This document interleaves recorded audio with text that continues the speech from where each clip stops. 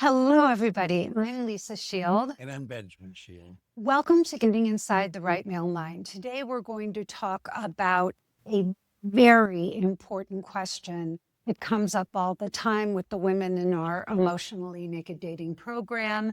And I'm sure many of you are experiencing this. So let's dive into this, babe, because I Good. think it's going to be really great for them. Great. Okay, so when we've had times where I was earning more than you, what was going through your mind? There have been times, many times, where I've earned more than you. It just felt like a very dear, deep partnership, and it brought us closer, not farther apart. And when we first met, we both talked about being the guardians of each other's souls, and that evolved to that, which meant not only just seeing each other even more than we could see ourselves, but seeing each other's dreams and supporting those dreams and each other's journeys. Even those times where you've earned more, I felt that part of it was because of my support for you. And there was never a time where I was just sitting on the couch unless I was recovering from an injury or an illness or surgery. So I've always felt that it really created a partnership where I didn't feel like I was carrying all the weight or that I felt less than because you were carrying all the weight. Yeah, we were always in it together. Yeah. It was just us. And if I was making less, I did everything I could just answer your phones, book your appointments, help out with you. And if I was recovering from surgery or something like that, I would be cooking and writing dating profiles. The funnest thing you can think to do. It is. No, I know you put a lot of love Yeah. into them. I was just teasing you, Yeah. honey. So, do men feel their masculinity is threatened if a woman earns more? Or is that just a stereotype? I think a man who feels his masculinity might be in jeopardy is a man who might feel his masculinity is in jeopardy with many things, not just with finances. So if a man feels like a man and he's really taking care of his partner, then things change. His partner may make more, he may make more, but for us, it's just seamless. There's a Bruce Springsteen song, like "If I Fall Behind, Wait for Me." Oh, It's a beautiful, beautiful mhm. song. I think of us when I hear that. It's one of the few songs that really, like, if I were to have a compendium of music, it would be on there because we're all going to fall behind, and the other person just waits for them and takes them along. We're all going to be ill. Many of us will have surgery. Many of us will have job changes. All of that, and it's part of life. And being in partnership means that someone there that will wait for them, pick them up, walk them through it, and then they may do the same or will do the same for their partner. Some women listening to what you said might think, yeah, that's a fantasy. Like, where am I going to find a guy who feels like that? I think that a lot of it is decided early on. Even it's great if there's conversation, but even more powerful than conversation is action. And like when we first got together, we bought a house a year before we even got married. And because getting the house and moving and all of that was such an event, we got rid of all of our individual furniture on the front lawn for a yard sale, which essentially means we just gave everything away. And, uh, and we got things piece by piece together. And we shared our bank account together. It was never, why did you buy this? Or because we're always thinking not just of ourselves. When we make a purchase, we think of the other person, even with Absolutely. any conversation. Yeah, I mean, we're really partners. Yeah. We are truly, truly partners in everything. And we both made conscious decisions to do that, not to have separation. I know that people carry a lot of fear or they have kids. There's reasons why they feel they need to protect their assets Mm, and all. sure. We were very lucky that we don't have children. We just have each other. Mm, And we really trust each other yeah. Mm, completely. And we are both careful. We don't do wild, crazy, go out and buy a boat kind of, Correct. Online, honey, look what I got. online gambling. Yeah. We really both are responsible and we do everything we can to think about the impact on each other. Yeah.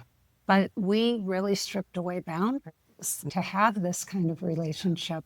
If you have kids, you could sit down and maturely figure that all out and decide, what's best for each other in that kind of configuration. You might put money aside for the kids and make sure that things are divided up.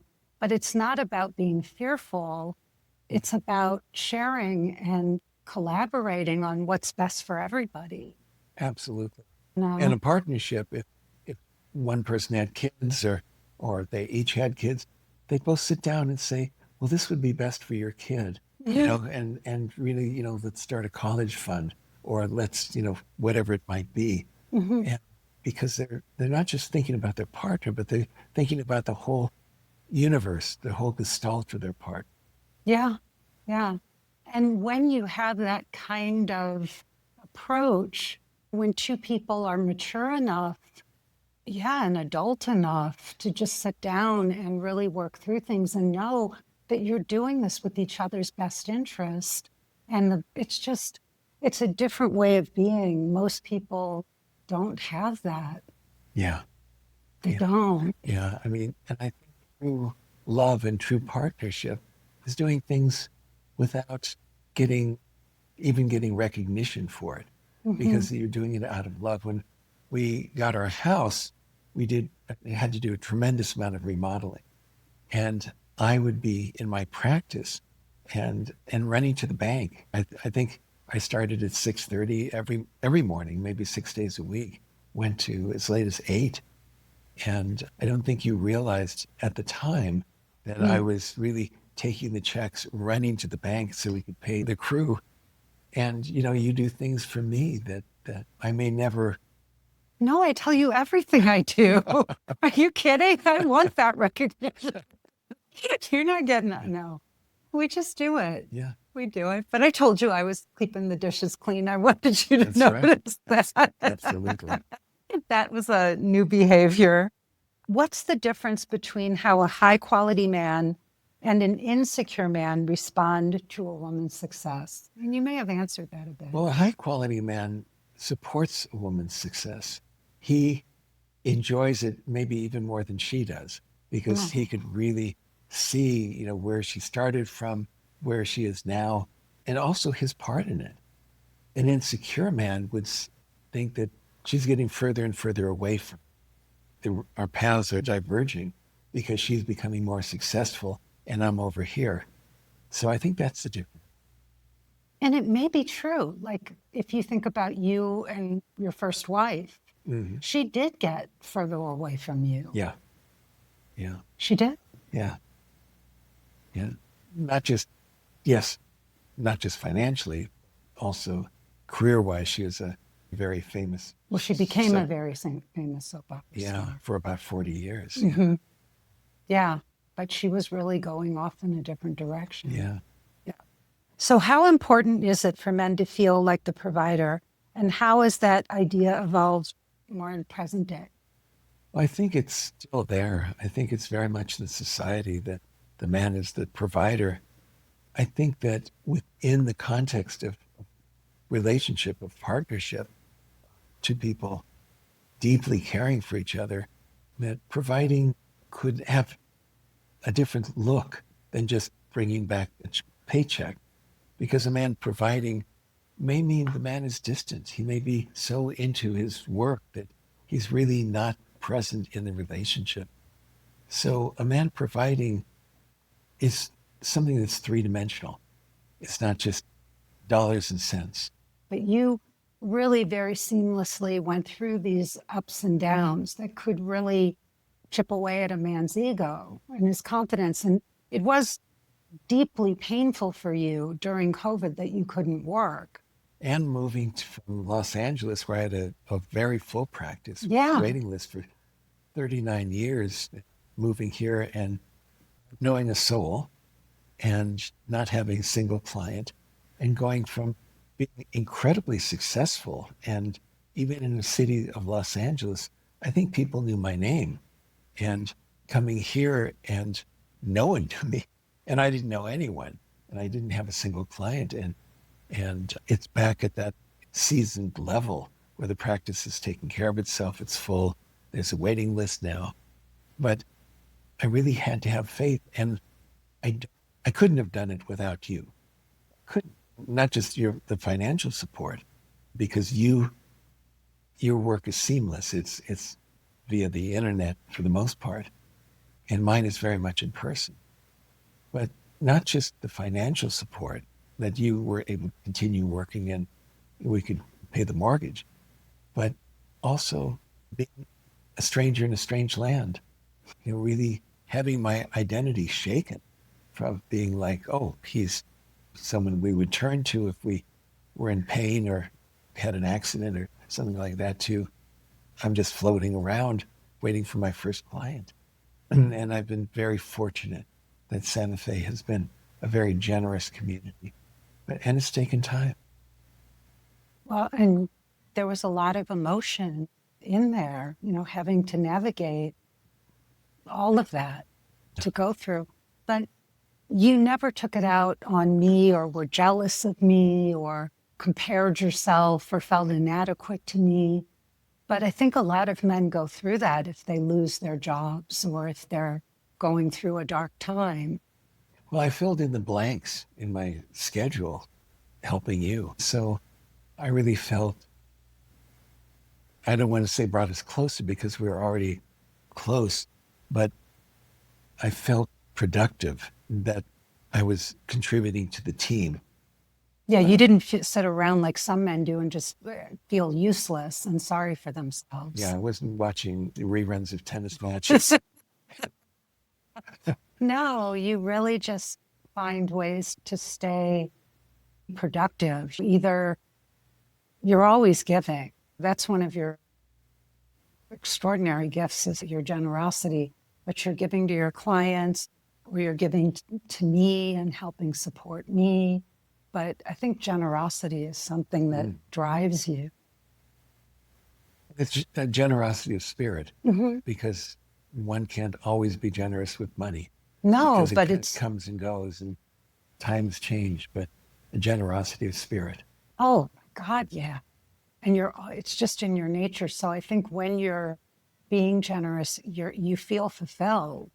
It is fulfilling for you, Yeah. but you've been amazing that way.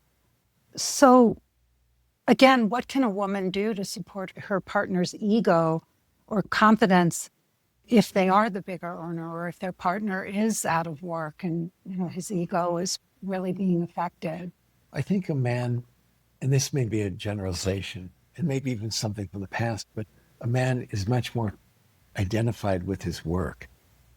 And so if that's taken away from him, his identity, not just as what he did in his career, but his identity as a man. And so for a woman to continually mirror a man's masculinity, I'm like, I'm so proud of you, how you're handling this, or you're such a man, how you handled the loss of your job. And I'm so proud of you, how you're on your feet, Mhm. looking, and all of that. So a man feels like a man, and it's easy to have that begin to disappear. And I think it's incredibly important that a woman just say those things in the most loving and supportive and genuine way, but then to leave it. Because a lot of times women want to convince the guy or give him a pep Mm, talk. right. And the last thing he needs is a pep talk. Right. I mean, that's something a mother would do to a son. Yeah. But that's what a lot of women do. Why do some men shut down or pull away when they feel financially outpaced or that a woman's earning more than them? I think it's shame. And the best thing a man could feel is respect. And the worst thing a man could feel is shame. And so if a man feels respect, he's not going to pull away. He's going to get closer. If a man feels shame and all, he's going to find a corner to hide it. Because shame is emasculating. Yeah. Yeah. And that's just going to make it worse. Yeah. Giving them a lecture Or just shame he feels himself, even not what the yeah. woman is doing, but he puts it on himself. Because it's not just shame with his partner, it's shame with his cohorts, with his colleagues, with his friends. They may have jobs, he may be in between. And so there could be a lot of shame, a less than. And can I ask you, in a partner being a higher earner, what are the gifts in that to the man if he's open to receiving them? Well, it gives him space to follow his own dreams. When you were starting your career, it was most likely a time that I was bringing in much of the financial support, but it gave you a nest, a safety to follow your dreams. And I completely supported them. And then you became incredibly successful, and I've had illnesses or I've moved my practice or surgeries and things like that. You've taken care of me and given me that safety.